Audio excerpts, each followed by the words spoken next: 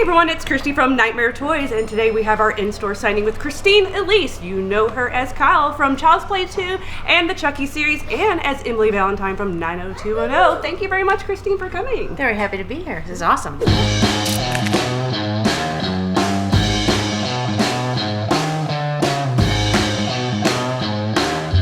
So I wanted to know, what was your opinion on, like, for Chucky?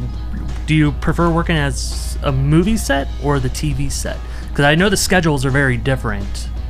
I'm an actor. I'm a practical actor, so I like the job that lasts the longest. So the TV show is better for that. It's, you know, movie is a finite schedule, and TV can go on sort of indefinitely. So, yeah, TV. That's what I think. Because I mean, cause when you did Child's Play 2, how long, like, were you guys filming that for? I think 2 months, maybe. 2 months. Which is long. It's a long. Movies aren't that long. Yeah, it seems schedules like anymore. Nowadays, I feel like they would make it in like 15 days. Yeah. They would, and they shoot it on video, and so it'd be a lot cheaper. But Speaking of TV, so for the 90210 fans like myself, I want to know, how did you get the role of Emily Valentine? Like, how did that come about? Just, you know, I had an agent, and she submitted me when the role became available. The prototype, though, she was described as being a drop-dead gorgeous woman with cascading red hair that was so beautiful she'd stop traffic, and she could play guitar, and she could ride a motorcycle, and she could sing, none of which I can do. I also had very short white hair, the hair that everybody knows her to have. That's the hair I had, and I don't stop traffic with my beauty, so all you can do is be yourself. And, you know, I couldn't transform myself into Julia Roberts, which seemed like what they were looking for. And I went in with the leather hat that I wore in the first episode. I also got Chucky wearing that leather hat. Mm-hmm. And they changed the character to be much, at least stylistically, much more like myself. And then after the first episode, where I rode a motorcycle, played guitar, and sang, she never did any of those things again. You'll notice. All those things stopped. Right. I can't do those things. But man, that was a great character, though. I mean, the chemistry between Emily and Brandon were just awesome. And I'm glad that they, you know, brought the character back later on too. So it wasn't like you were just like this, you know, little short-lived character. You kept coming back, and you came back for the 90210 series as well, which was great. And I'm really proud of that series. I'm sad that fans sort of gave it the finger. I loved it. I thought it was really smart and funny, and they gave me great stuff to do. Yeah. I think that if we had given fans what they wanted, which they think they wanted, everybody back at the Peach Pit and Brandon serving mega burgers, but the fact is they're not 22, they're 50. And if Brandon even had purchased the Peach Pit and was still in that blue shirt 20, 30 years later, wouldn't that be the most depressing thing in the world? I think if we had given them what they thought they wanted, they would have hated that too. So I don't know why they didn't come around to embracing what we did give them, but they really didn't, so we didn't get to do more than the 6, which really sucks, because it was a fun show to do. It's a really rare gift to play a character at 17 and get offered to play her again at 50, which has happened now twice to me in 2 years. It happened in 2019 and again in 2021 with Chucky. So I've been really, really lucky that these two jobs that I got so long ago have come back around to be family projects, you know. Another character, Kyle, that coming back in the series, you know, same thing. So that's fantastic. So I love seeing you in 90210, and I love seeing you in the Chucky series. I love both characters. They're fantastic. Should they decide to bring it back, 90210, would you come back again? Because I know Disney now pretty much has a conglomerate with Fox and Hulu, and so should they move the show to Hulu and, you know, say, okay, we're going to do like 3 episodes, but they're going to be more movie styles, because that's how most companies are, I think, going about shows nowadays, as a limited series. Like, would it be something you would consider?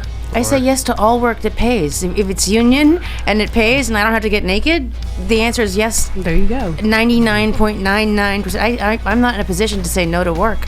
I have a mortgage to pay, and, you know, and I'm a woman of a certain age, which is not the hottest age to be when you're trying to get a job in Los Angeles. Being over 25 is a is a an albatross. So, and I'm well over that. I could have a 25-year-old daughter very easily. So, yeah, the answer is yes. I take the work. I do have a 25-year-old daughter. So well, she will be 25 this year. I kind of want to know about Body Snatchers because I love the movie so much, and it's one that doesn't get talked about a lot. No, it kind of like faded away, which is sad because it's very different from the other Body Snatcher movies. It's taken out of the city. It's on a military base. You have the iconic, point and screech. So, like, how did that, come about for you? What was your experience on it? I was really excited about that one because Abel Ferrara was a director that I was excited to work with. Edgy sort of New York guy. Same thing, auditioned for it. Had to do a couple of days of sort of a day of auditioning with Gabrielle Anwar. We had to do a couple of scenes for him in a hotel room at the Chateau Marmont, actually. And I got the job. And then so we shot for a couple of months in Selma, Alabama. The deserted army base there, military base, and it was great. I like the South. I'm from Boston, but the South is always really intriguing to me because the South has not been sort of gentrified and it's still in a relative. Most of the South is in relatively depressed as far as economically, and so all the original signage and it's all still intact. It's a really very sort of. It looks still retro. It looks like it was built in the 40s and 50s. It still looks the same way, which I really like in a space. And also great for antiquing. Or it used to be before things like, that road show was a sideshow road show. What was that thing called? That show? Antiques Roadshow? Yeah, that. Yeah. And then the internet. So now there's no such thing as antiquing anymore, but it was good in 1992 in Alabama, I can tell you. Yeah. But yeah, I don't know why it doesn't get sort of the appreciation it deserves. When I did it and I first saw it, I was disappointed by it because we did a lot of special effects with it that didn't ultimately make it in the movie, and so I felt it was sort of underwhelming special effects wise at the time. But I since watched it in the last 5 or 6 years, and I disagree with my earlier opinion. I really like it. I think it holds up really well, and I think the lack of special effects aids it in sort of its authenticity. And I think it's such a weird, spooky little. It is. Yeah. I think it's because it's in a smaller area. Like everyone's on top of each other. Where the city, you could kind of go wherever. This one, it was literally you have nowhere to go. Where are you gonna run? Another Tilly sister. Me and Meg Tilly. Me and Jennifer Tilly. Yeah. Where are you gonna go? Where are you gonna run? Where are you gonna nowhere? Because there's no one like you left. And Meg's doing this with her hand the whole time. That's the coolest moment in the movie. Meg Tilly. You've worked with both of them. Yeah, Meg and Jennifer. Yeah, that's awesome. What was I forgot what question I was going to say. Go ahead. So you worked with Don a lot. How do you feel about this writer's strike? And I guess soon, very after that, the directors. Actors are striking too. We're going to strike too. Everyone's striking together, which I think, voted for yes for striking. So which I think the writers should be paid more than what they get. Of course they should. And same with the directors. Like these studios make, billions of dollars on franchises, but unless you're a top name, you don't really get their. I spoke to a good friend of mine yesterday who is a producer writer on that show FBI, and he told me that they went to the producers to the table and asked for something like $358 million increases in pay over the next 10 years, and they came back with how about 98 in 10 years. And he said what you need to consider is that the top 10 CEOs in the Netflix, heads of Netflix and Amazon and stuff, whatever the other producers of product, collectively paid themselves $100 million last year, and the entire Writers Guild is asking for $358 million over the course of 10 years, and they're pretending they don't have the money, but they can afford to pay themselves those kind of salaries for no creative input whatsoever. So, right. But it's not just that. It's that people. Yeah, so maybe you get a big chunk of money because you got a show and you wrote 2 episodes, but that might be the only work you get that year. And there's no money in streaming. Like Chucky, we release Chucky, and they put it on Sci-Fi and they put it on USA. It's released on 2 networks in the same night, and I still get 1 paycheck for that. It doesn't. I don't know how you couldn't put it on ABC and NBC and get away with it with 1 paycheck. But it's because it's streaming. It's the rules don't. It's sort of getting away with a lot of stuff, and And because film, it's not, nothing's on film anymore. It's all on video. Things are so much less expensive to make. It's just, there's money there, and I think that as an artist, I think it should go more justly to the artists. And AI, we have to watch out for AI too. AI can take over every job on the planet basically if we're not careful. So yeah, he's talking about that right now. Yeah. I have. Let's see. So, what is like your dream job? Do you have a dream job? Like a dream, like acting role? I mean, of course, obviously Chucky and stuff. You know. I don't. I don't like. I wish I could play Cleopatra, or I wish I could. No. Okay. No. Again, practicality. I would like to be. For example, the best job in television would be what Mariska Hargitay has, to be in a procedural show, to be a female lead in a procedural show where you're basically the heavy lifting you're doing. So where were you on Friday? And like, it's not like occasionally they give you some emotional stuff to do. For the most part, they make the guest stars do the heavy lifting, emotional work. And so when you get 15 years of network television paychecks, that's my dream job. Gotcha. Being paid and being stable, being financially stable. I've never been financially stable in my entire life. I'm 58 years old. And I have no retirement fund. I have nothing. I have to hustle still. So yeah, a job that could put me in a position where I didn't have to work and that working was an option would be my dream job. Good answer. You're going to get practical answers a lot from me. Have you ever kept any like souvenirs or trinkets from projects you've done? Yeah. No. No. You don't get to, for the most part. You're not allowed. They either belong to the studio or they belong to the prop master. They develop these kits. They own the stuff on them, and you can't just take their shit. I did get a couple of boxes from the factory scene in Child's Play 2, but it wasn't for myself. I had a friend who'd been a collector of model kits, movie monster kits, the old Universal Monster model kits and other horror stuff from the 60s. And so he was a natural person for me to get one of those for. I probably could have gotten 100 of them because there was hundreds and hundreds of them, But I was sort of not sentimental about my career yet. I was so new and not thinking about in 10 years or 20 years or 30 years, you're going to wish you had this thing. I wish I did now.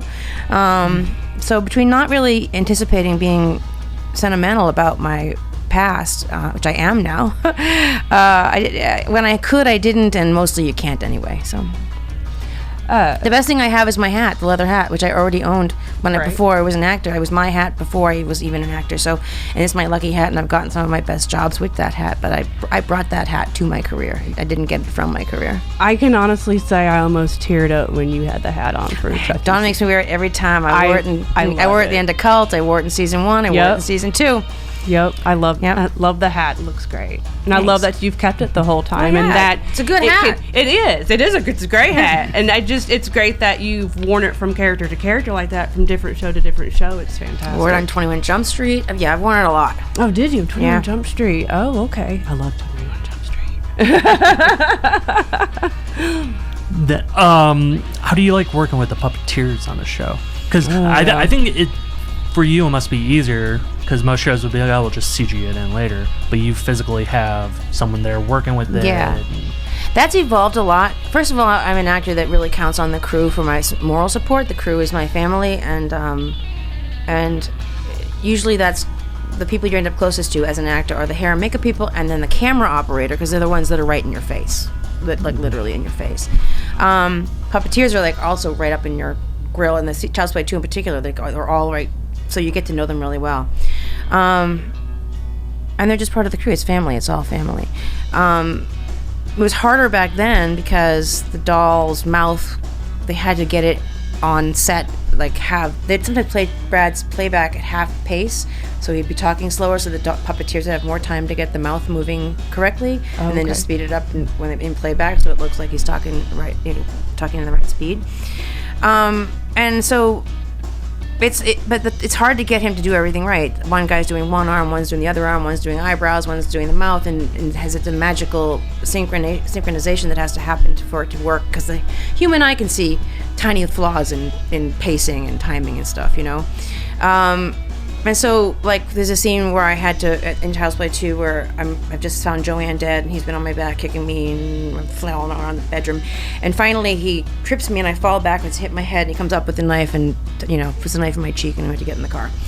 I had to fall backwards into frame 500 times and smash my head, and they're like, smash it harder, we want to smash your head really hard, because we want to see, we want to see impact. And I had to do it over and over again, because once I'd do it really, really good, but then Chucky would mess up, and Chucky wouldn't come in on time, and that, even though I'd hit it perfectly, Chucky didn't. So, and typically they take the takes that Chucky does the best work in.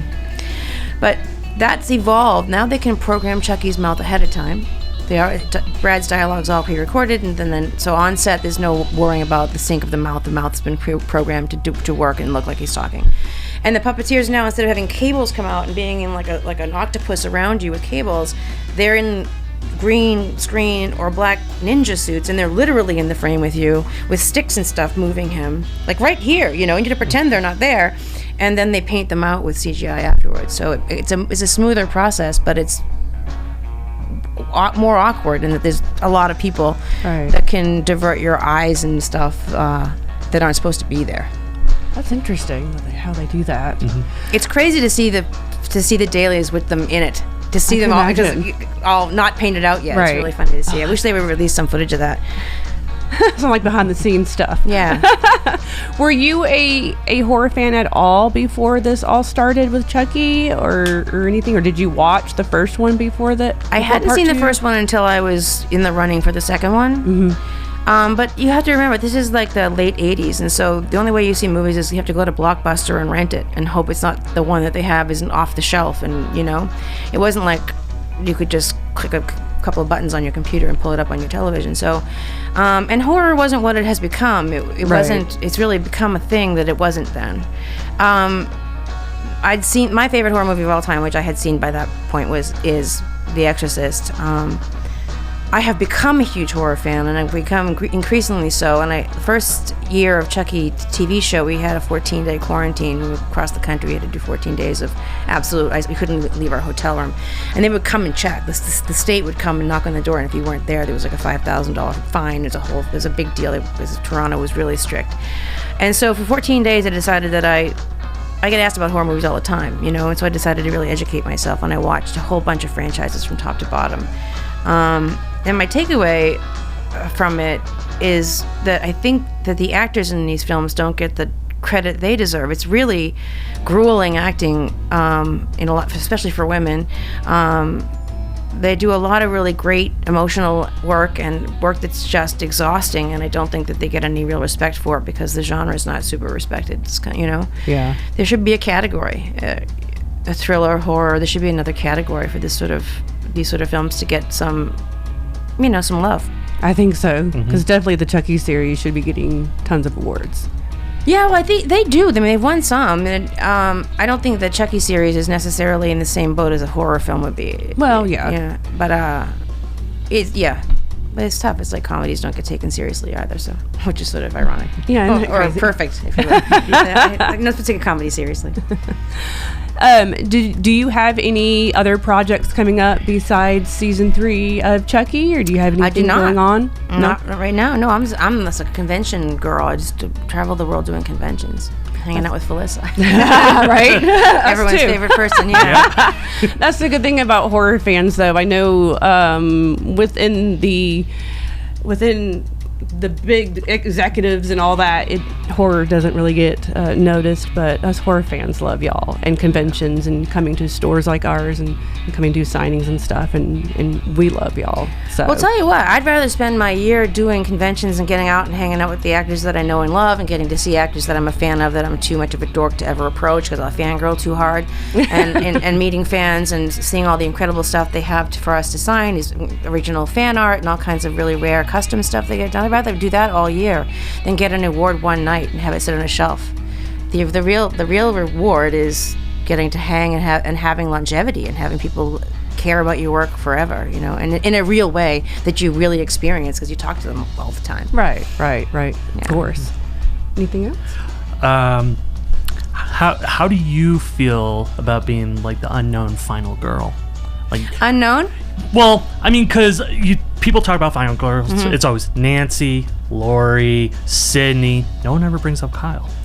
Yeah, I know. And is that because Andy survived too, and so it doesn't have that final girl, like finality? Final girl, like there's the little boy that made it too, so maybe that sort of waters down the impact of her last man standing, because she's not literally the last man standing. No. But I mean, I think though with most horror movies though they probably would have killed your character off. Yeah, maybe. I mean, because you kill a little kid and you're shamed upon for life. No, we killed a 7-year-old in the first episode of season 2. Nowadays, like it doesn't matter. I mean, Pet Sematary, kills the kids. Yeah, but we killed Nadine. Come on, we killed. Yeah. John doesn't give a fuck. You overkilled. You overkilled. Yeah.